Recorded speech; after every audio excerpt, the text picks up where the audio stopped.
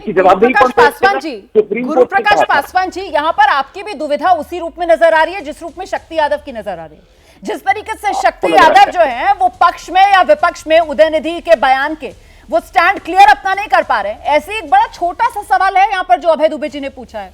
वो पूछ रहे हैं riddles of Hinduism, Baba Saheb की किताब, आप उसके समर्थन में हैं या नहीं है, बता दीजिए सर। मैं बता रहा हूं ना रोमाना जी, कबीर, रविदास, बाबा साहेब अम्बेडकर, बाबू जगजीवन राम, राम मनोहर राम सबके समर्थन में हमारी सनातन यात्रा है। समाज में जो जो कमियां रही हैं उन कमियों को दूर किया इन लोगों ने। आइए अभय जी कुछ जोड़ना चाहते हैं। मेरी अर्जी ये है कि भारत में हिंदू धर्म की बहुत सारी अभिव्यक्तियां हैं, केवल सनातन धर्म ही उसकी अभिव्यक्ति नहीं है।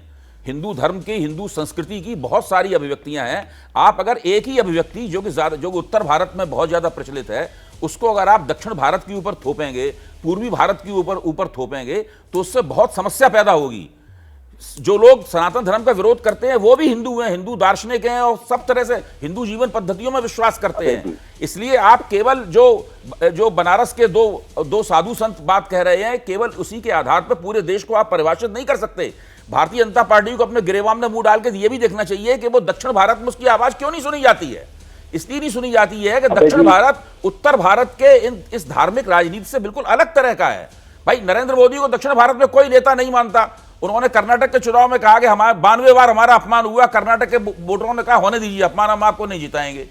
तो आप इस बात के ऊपर भी गौर कीजिए कि आप ये सब हो सकता है आपको अल्पकालीन राजनीतिक लाभ इससे हो जाए, लेकिन आप दक्षिण भारत में अपने पैर जमाने से और ज्यादा अपने आप को दूर कर रहे हैं। ठीक है सर, आपने यहाँ पर बीजेपी को तो बता दिया जो नुकसान दक्षिण भारत में होगा, लेकिन जिस तरीके से इस मुद्दे को लेकर दिल्ली से लेकर बिहार तक बीजेपी आक्रामक है। आ रही हूँ आपके पास आऊंगी। आपको लगता है कि इंडिया गठबंधन, क्योंकि यहाँ पर बयान उदयनिधि स्टालिन का है और उदयनिधि स्टालिन की जो पार्टी है वो इस इंडिया गठबंधन की दूसरी सबसे बड़ी पार्टी है। इंडिया गठबंधन को ये चाहिए कि वो स्पष्ट रूप से इसमें निकल कर आए और ये साफ तौर पर कहें कि ये जो गठजोड़ है ये एक न्यूनतम साझा कार्यक्रम के आधार पर है।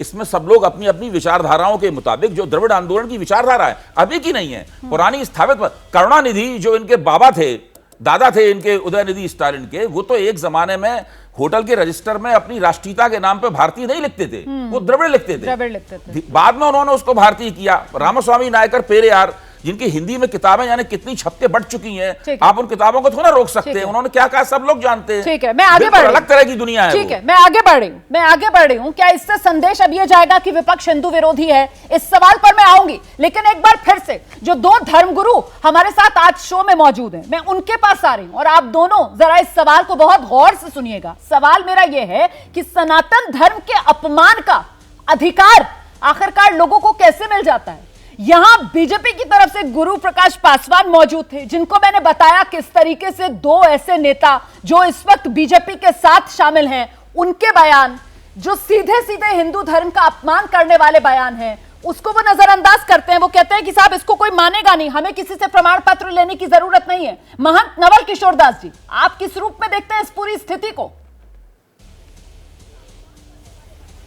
रोमाना जी, राजनीति जिसको करना है करे।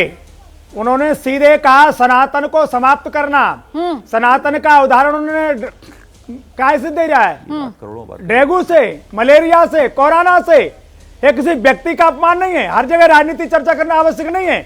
राजनीति कोई चर्चा कर रहा है, एक दूसरे पार्टी पे जो कहना है कहो, पर सनातन का विरोध नहीं करोगे। आपको सनातन नहीं मानना है मत मानिए, कोई जबरदस्ती नहीं है, परंतु आप सनातन को समाप्त करने की बात करेंगे। सनातन का उदाहरण आप कीड़े मकोड़े से देंगे, सनातन का आप डेंगू से देंगे। ये कोई सनातनी सहन नहीं करेगा। मैं फिर कह रहा हूं, संविधान उनको अभिव्यक्ति का यदि आदेश देता है, अधिकार देता है, तो हमें भी अपने सम्मान करने का अधिकार संविधान देता होगा। ठीक है। पत्रकारिता कोई इमोशन नहीं है, ना अपना कोई ज्ञान देना है और ना कोई विचार थोपना है। पत्रकारिता क्या है? पत्रकारिता का मतलब है सही जानकारी इकट्ठा करना और तथ्य बताना।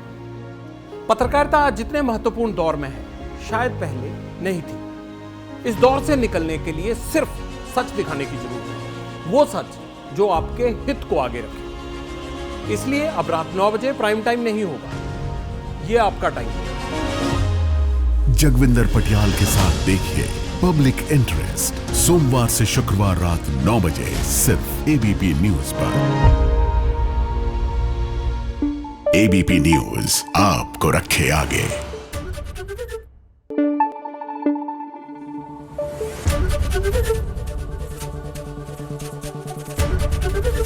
एबीपी न्यूज आपको रखे आगे।